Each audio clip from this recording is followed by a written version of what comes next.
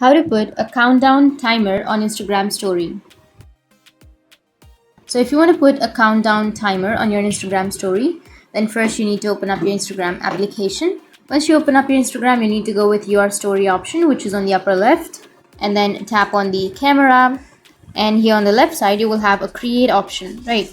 So you just need to simply tap on the create, and here on the bottom you will have a lot of filters. So you just need to simply go with an option of countdown, and here you will have the countdown option. But if you don't have the countdown option right here, then what you need to do is you can simply go with the stickers option on the upper side. Tap on stickers, and here you will have a countdown option. Tap on countdown, and here you will get the countdown, right? So you just need to simply add a countdown. You need to select the end date and time.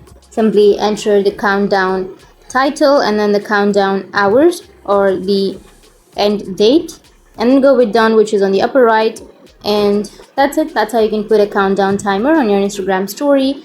And if you have any questions, feel free to comment below. Thanks for watching.